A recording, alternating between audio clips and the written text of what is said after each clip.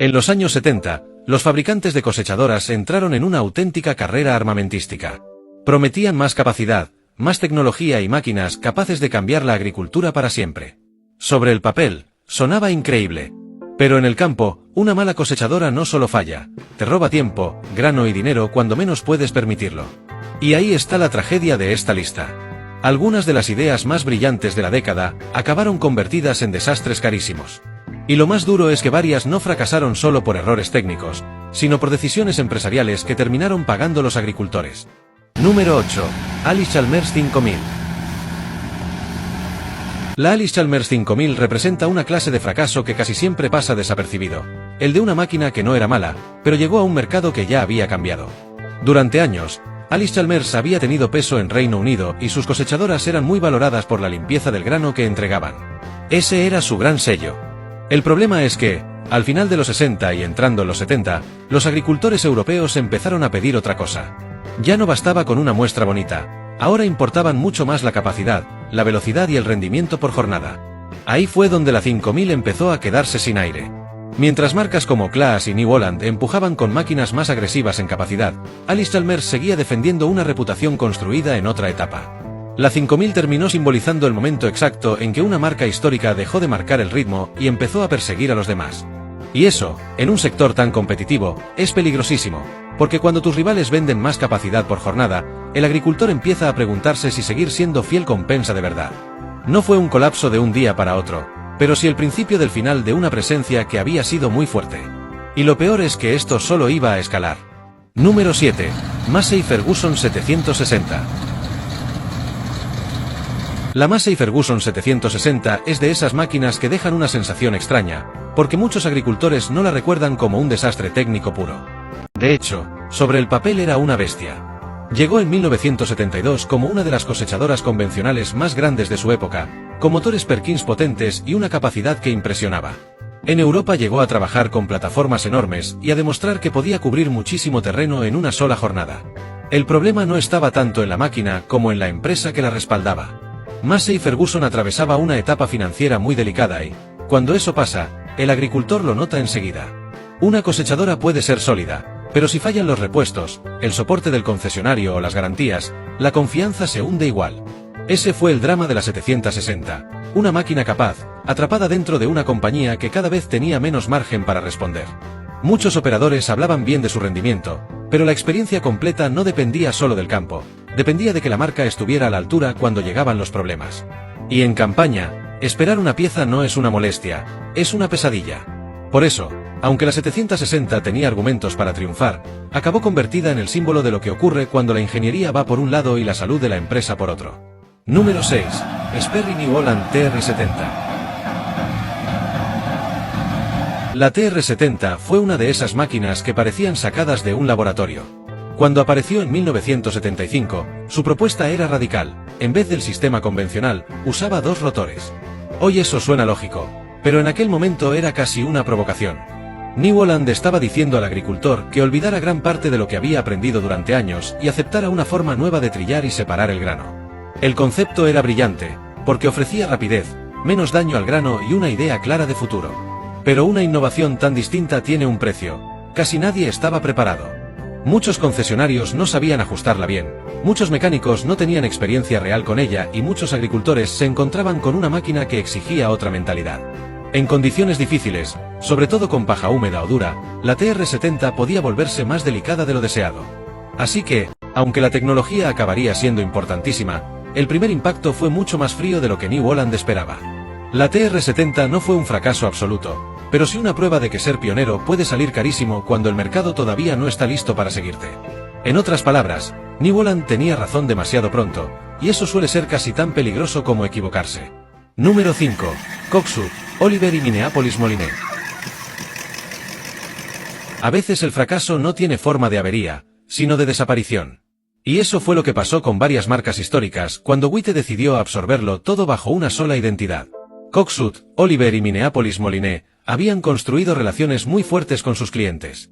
No solo vendían máquinas, vendían confianza, familiaridad y una red de servicio que el agricultor conocía de memoria. Pero cuando Witte Farm Equipment consolidó esas marcas, Lo que para la empresa parecía una simplificación lógica, para muchos clientes se sintió como un borrado. Cambió el color, cambió el nombre, cambiaron los concesionarios y cambió la sensación de pertenencia. En teoría, las máquinas podían seguir siendo competentes, pero el entorno ya no era el mismo. Y en el campo, la lealtad de marca pesa mucho más de lo que a veces admiten los ejecutivos. De repente, agricultores que llevaban años confiando en una marca se vieron empujados a otra identidad que no sentían suya. Ese tipo de ruptura no siempre sale en las fichas técnicas, pero destruye valor igual de rápido. Witte no heredó solo máquinas, heredó también la responsabilidad de sostener 3 legados distintos. Y no estaba preparada para hacerlo sin que algo se rompiera por el camino. Lo que se perdió no fue solo cuota de mercado. Se perdió identidad, orgullo regional y esa sensación de saber exactamente a quién llamar cuando la campaña se complicaba. Número 4. Witte 9700. La Witte 9700 debía ser la gran prueba de que Witte no solo sabía absorber marcas, sino también competir en serio en la nueva era de las cosechadoras Rotary. La intención era clara. Si International Harvest y New Holland estaban empujando el futuro, Witte quería subirse a esa pelea con una máquina grande, moderna y con imagen de potencia. El problema es que una cosa es querer entrar en una guerra tecnológica y otra tener recursos suficientes para sostenerla. Witte cargaba con redes heredadas, piezas, concesionarios y estructuras que venían de varias marcas distintas. Ya tenía bastante con mantener todo eso funcionando como para financiar un desarrollo impecable. Y por si fuera poco, el contexto económico estaba a punto de ponerse horrible. Llegaron los tipos de interés disparados, la presión financiera en el campo y una crisis agrícola que frenó las compras de maquinaria de golpe. Así que la 9700 quedó atrapada en el peor escenario posible. Era una apuesta ambiciosa dentro de una empresa frágil, lanzada justo cuando el mercado empezaba a cerrarse. Y cuando el agricultor entra en modo supervivencia, deja de premiar la novedad y empieza a valorar por encima de todo lo que ya conoce y sabe que puede aguantar. Y cuando una marca no tiene colchón, cada error pesa el doble. Pero si Witte estaba mal posicionada, lo que hizo Allis-Chalmers poco después fue todavía más arriesgado. Y aquí aparece un patrón que se repite una y otra vez. Casi ninguna de estas cosechadoras fracasó por una sola razón.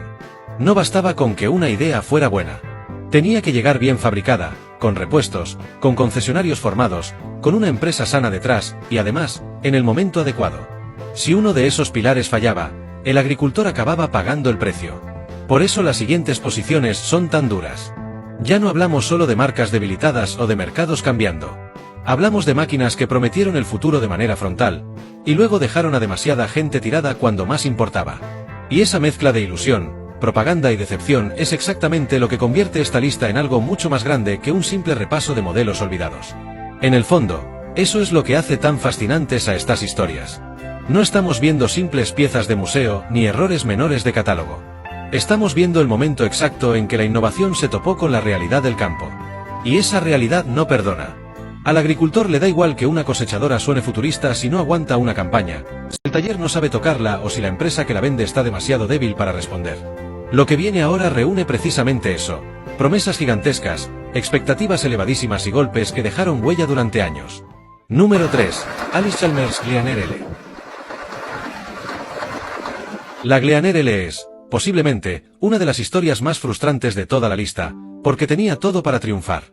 Cuando debutó en 1972, parecía una máquina adelantada a su tiempo. Incorporaba controles electromagnéticos en funciones clave, algo prácticamente impensable para la mayoría del mercado, y además ofrecía una capacidad muy seria con un cilindro enorme. Sobre el papel, era una cosechadora moderna, inteligente y hasta elegante en su propuesta. Pero entonces llegó el golpe. Según muchos veteranos del sector, la idea original fue debilitada por decisiones de ahorro en fabricación. Se recortó donde no se debía recortar, y eso terminó explotando en el peor momento posible. Los primeros modelos ganaron fama de sufrir fallos estructurales, grietas, paneles débiles y averías impropias de una máquina que se vendía como una de las más avanzadas del mercado. Para el agricultor, la sensación fue demoledora. Había pagado por el futuro y recibió una máquina que, en algunos casos, parecía todavía en pruebas. Lo más irónico es que varias de sus ideas sí eran brillantes y terminaron siendo validadas con el tiempo. Pero la reputación no espera. Si un modelo decepciona al principio, el campo tarda mucho en perdonarlo. Y Allis-Chalmers estaba a punto de repetir un error todavía mayor. Número 2. Gleaner N5 y N6. Si la Gleaner L fue una innovación mal ejecutada, la N5 y la N6 fueron una demostración de lo que pasa cuando una marca intenta recuperar terreno demasiado deprisa. A finales de los 70, Alice Chalmers veía cómo la conversación giraba alrededor de las Rotary. International Harvester tenía el impacto de la Axial Flow y New Holland ya había abierto camino con la Twin Rotor. Gleaner no quería quedarse atrás, así que lanzó su propia ofensiva. El problema fue que la máquina llegó con demasiadas cosas nuevas a la vez. Cambiaba el sistema de trilla, cambiaba la lógica de manejo y, encima, montaba motores Deutz refrigerados por aire, algo poco habitual para muchos talleres y operadores norteamericanos. En teoría, podía sonar innovador. En la práctica, significaba una curva de aprendizaje enorme justo cuando la fiabilidad ya estaba bajo sospecha. Algunos concesionarios acabaron con más dudas que entusiasmo, y hubo operadores que preferían volver a modelos convencionales antes que seguir peleando con una Rotary que sentían verde. Para un agricultor, tener una máquina futurista no compensa si no puede confiar en ella durante la campaña. Y esa fue la gran condena de la N-Series. Quiso ser la respuesta definitiva de Alice Chalmers y terminó dejando la sensación de que la marca había llegado demasiado pronto, o demasiado tarde.